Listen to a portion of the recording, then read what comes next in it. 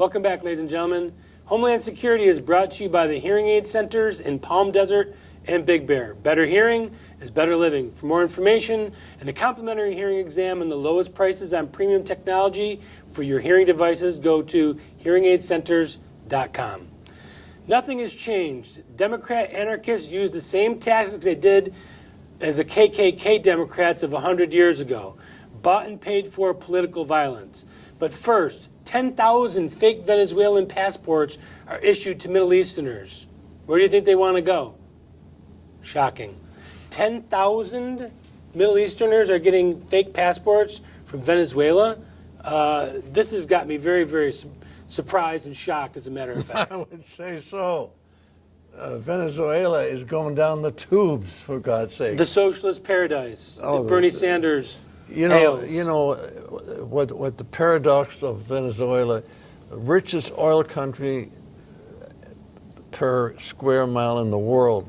Not only did they have the usual type of oil production, but they had the oil sands in Lake Maracaibo, which are bigger than the ones that they have in Canada today. In the Athabasca region of the Alberta province of Canada, there is more oil sands in Venezuela.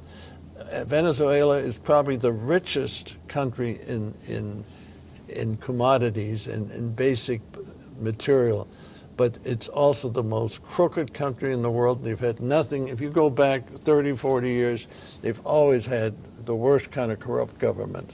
You know who's the richest person in Venezuela? Yeah, the widow of the former president. Hugo Chavez. Yeah, and now Maduro is putting his troops out in the streets. What is that going to do? Yeah, Maduro is the successor to Chavez, that's right. Yeah.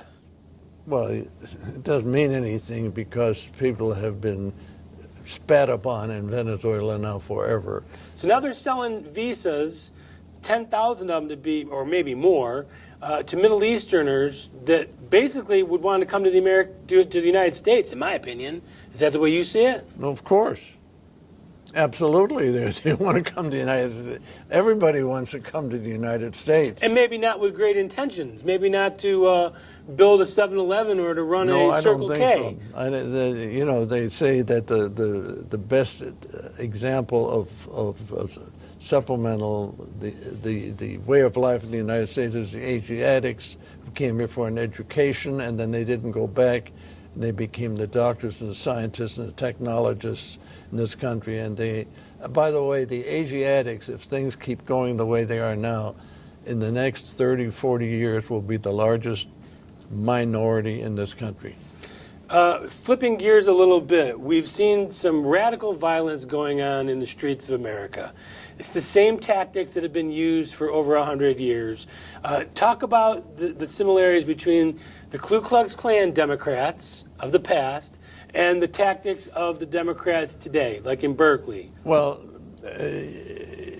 you're talking about the Knights of the White Camellia. It was the real name of the Ku Klux Klan. They were the ones in 1868. And Democrats. Oh, they were all Democrats. That's right. You know, that's the funny part. The story's been misled and it's been retold. Abraham Lincoln was the first Republican president. He didn't invent the party, but he was the first president.